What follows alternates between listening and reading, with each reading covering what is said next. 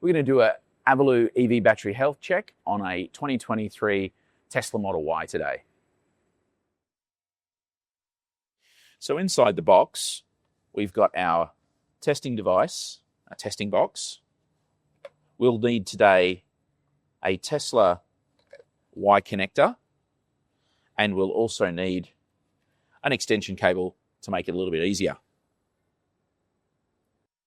So to do the test on the Tesla Model Y and Model 3 of the earlier shape, we'll need to put in this Y harness. So with the vehicle power off, screens turned off, we need to pull off this trim pad down here.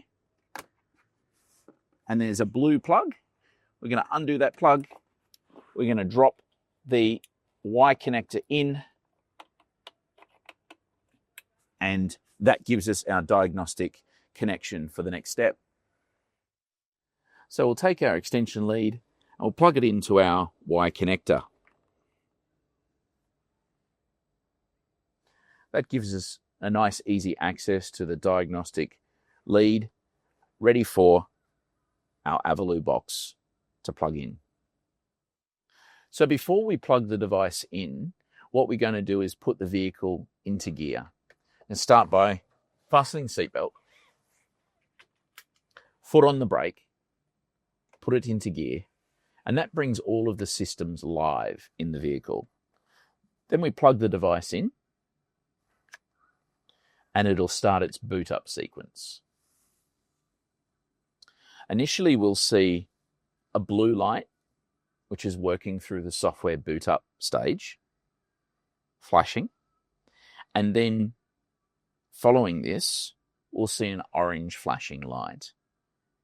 During that orange light sequence, we're gathering the data from the vehicle that is going to provide us the VIN number and therefore the model of the vehicle, and then we can start to use the right software. We've now gone solid orange, and that means that this test has begun. It's recognized that it's the Tesla that it is, and it's now obtaining data from the battery management system and running that for the next 3 minutes or so.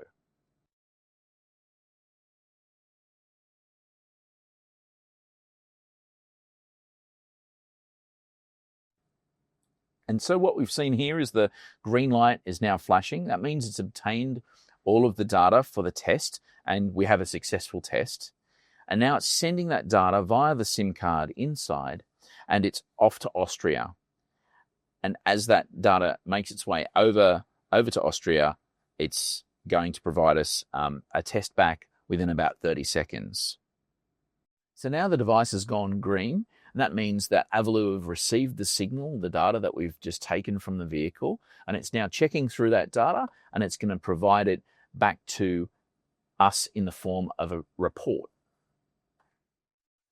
So the email with the report has come in to the inbox of the address that is aligned to the device. And inside here, we've got the test result itself. On the test here, you can see that the vehicle has come back with a 92.9% battery health. That's our real world score defined by Aviloo after looking at all of the data that we found from the vehicle. We can see that the benchmark of this vehicle is just on the slightly below average side, which is okay, whatever. You've got a whole fleet of vehicles that we're comparing it against. And then as we scroll down the page, we've got a piece here that says that the vehicle is in good health and no abnormalities. And then on the second page, we've finally got the data around how much energy that we have, some of the data that's come out of the vehicle, and finally our battery cell voltage heat map down the bottom here, importantly showing that all of our cells are nicely balanced.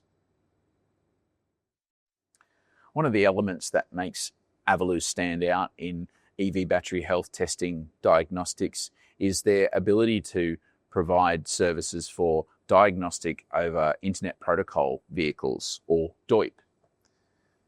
This device has a port in the rear to take the IP connection and a special lead that supports that. So we plug in the typical OBD at the front end, we plug in the IP connection in the rear, and that provides us the ability to connect directly to the likes of Mercedes-Benz EQS and EQE, some Renaults, and increasingly more of the Geely electric vehicle family as well. And so that's the Aviloo flash test. 3 minutes of testing to battery health confidence.